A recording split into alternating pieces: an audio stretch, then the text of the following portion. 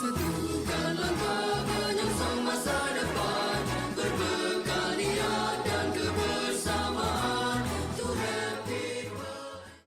Assalamualaikum warahmatullahi wabarakatuh. Waalaikumsalam warahmatullahi wabarakatuh. Nah, Ibu-ibu, sebelum melanjutkan materi selanjutnya tentang merencanakan utang dengan hati-hati, di sini saya ada sebuah film ya. Bisa kalian tonton dulu.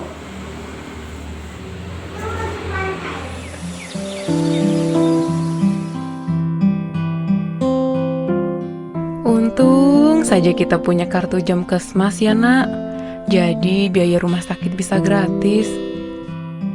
Ada obat tambahan yang tidak ditanggung Jamkesmas, Bu. Harus kita tebus sendiri. Harganya 400.000 lebih. Hah? Ongkos untuk bawa Agus ke sini juga belum dibayar. Kalau dijumlah semuanya jadi 500 ribuan, Pak. Ya Tuhan, dari mana kita dapat uang sebanyak itu? Apa kita tidak punya tabungan, Bu? Tidak ada, Pak. Tabungan ibu di arisan gak sampai 50 ribu. Tabungan Dewi di sekolah baru habis dipakai bayar uang ujian. Sepertinya kita terpaksa berhutang, Pak.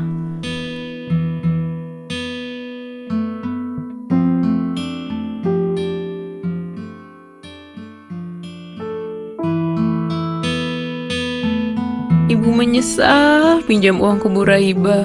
Utang kita yang 500 ribu udah ibu bayar 100 ribu bulan lalu. Tapi kita masih harus store 500 ribu lagi dalam 5 bulan ini.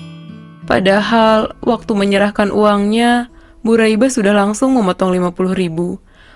Utang kita jadi banyak sekali, Pak.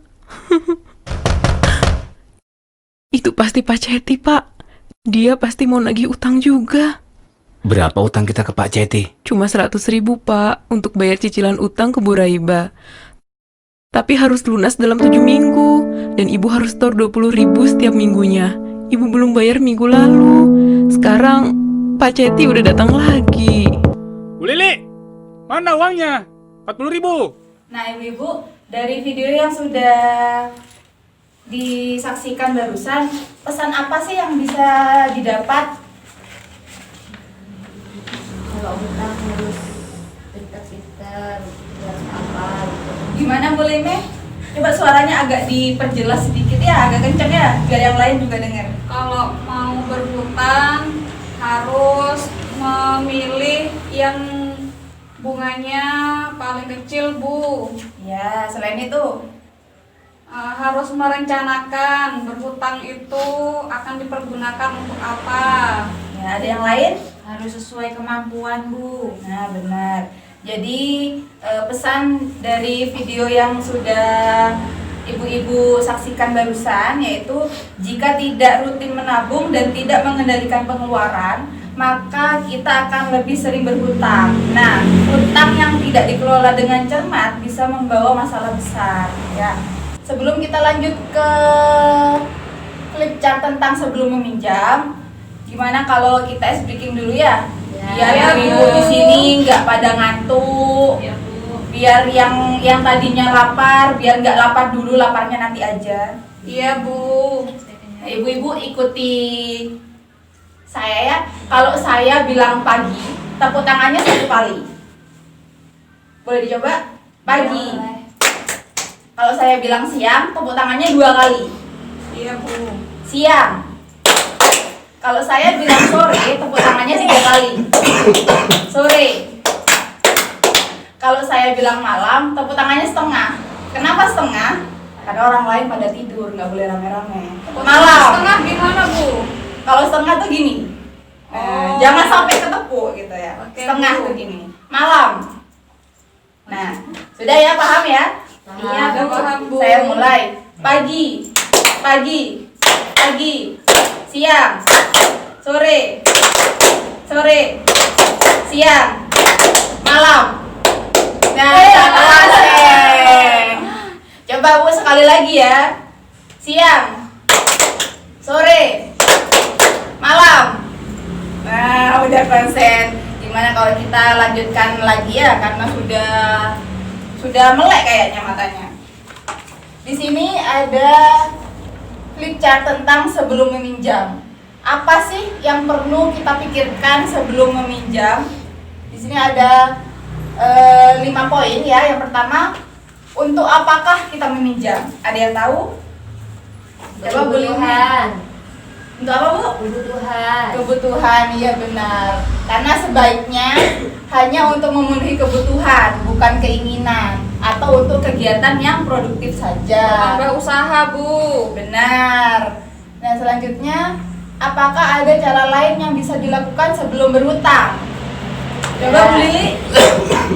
Bu, cara lain yang bisa dilakukan sebelum berhutang untuk mencegah kalau misalnya sebelum berhutang itu mungkin ada cara lainnya gitu.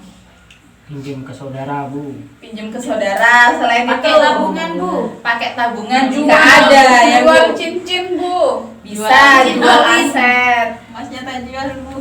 Benar. Jika ada, gunakan tabungan atau aset terlebih dahulu biar tidak punya hutang gitu. Yang selanjutnya, berapa besar kita perlu meminjam? Boleh nggak kalau misalnya kita butuhnya sedikit, tapi kita minjemnya banyak? Misal kita boleh. butuhnya, Sesuai kebutuhan. nah iya Bu. benar. Misal kita butuhnya cuma 500.000. Itu kalau misalnya butuhnya cuma segitu, berarti minjamnya ya harus segitu juga. Nggak boleh kita butuhnya 500.000, kita minjamnya 1 juta gitu ya. Hitunglah berdasarkan jumlah pendapatan kita. Misal kita butuhnya 500.000, kita minjamnya 1 juta, 500.000-nya lagi buat keperluan apa? Kecuali kalau misalnya kita mampu membayarnya, walaupun kita butuhnya cuma segitu gitu ya Bu. Ya. Selanjutnya, bagaimana kita dapat membayar kembali pinjaman? Di sini ketika kita sudah mempunyai pinjaman, alangkah baiknya sebelum itu disesuaikan waktu pengembalian pinjaman dengan pola pendapatan kita, itu tetap atau musiman atau tidak dan lain-lain. Dan yang terakhir, kemanakah kita dapat meminjam? Nah, saya mau tanya dengan ibu-ibu di sini, biasanya minjamnya kemana sih? Ke bank.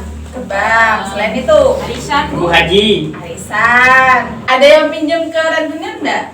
Ada, Bu. Nah, gitu kalau misalnya nanti nggak bisa bayarnya gimana? Dikejar-kejar gitu sama rentenirnya. Buru, Bu. Tambah Banyak bunganya, Bu. Oh, tambah banyak bunganya. Gitu. Nah, alangkah baiknya nanti ketika kita sudah memutuskan untuk meminjam uang, itu kita mencari tempat-tempat yang aman, yang baik. Itu bandingkan tempat-tempat meminjam yang ada. Pokoknya cari yang tempat meminjam dengan total pengembalian yang paling murah, gitu ya Bu. Sebenarnya yang sudah saya jelaskan di sini ada di brosur yang Bu pegang. Iya. Di situ di nomor 10, di halaman 10. Untuk memperjelas lagi, saya minta salah satu ibu untuk membacakan ulang apa poin-poin yang ada di brosur itu ya Bu. Di halaman 10 coba dibuka. Ya, Coba Bu. yang bisa, Ibu Silva. Saya, Bu. Ya.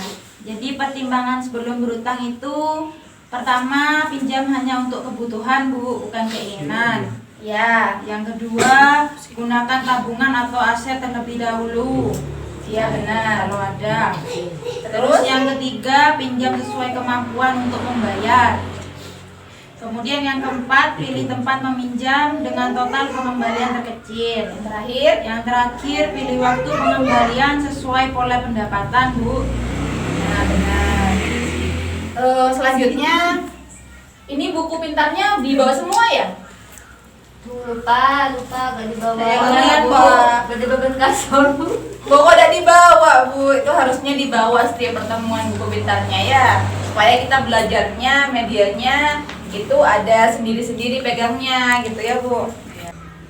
Nah di sini saya akan membacakan sebuah cerita ya Bu tentang menghitung mahal murahnya utang. Suatu hari anak Ibu Lili yang bernama Agus sakit demam berdarah. Ibu Lili membutuhkan uang 500.000 untuk membayar tambahan obat dan biaya transportasi. Pak Rusli baru saja mulai mengerjakan borongan pembangunan rumah selama 4 bulan. Sementara Ibu Lili baru mulai mengumpulkan uang karena musim panen sudah tiba. Dengan demikian, Ibu Lili terpaksa harus segera mencari pinjaman. Nah, saya mau tanya, dari cerita yang sudah saya bacakan barusan, boleh nggak sih Ibu Lili mengambil pinjaman? Boleh. Boleh. Loh, kok ada dua jawaban nih, boleh dan tidak boleh. Tidak bolehnya kenapa dan bolehnya kenapa? Coba Ibu Lili, kenapa tadi jawab nggak boleh? Katanya takut tidak bisa bayar. Takut nggak bisa bayar. Terus yang jawab boleh, apa jawabannya? Selama masih cukup Bu untuk dari pendapatannya dia dan membayar hutangnya itu masih ada sisa ataupun saldonya 0, cukup boleh Bu. Selama masih betul-betul dihitung. Soalnya memang benar-benar butuh, Bu.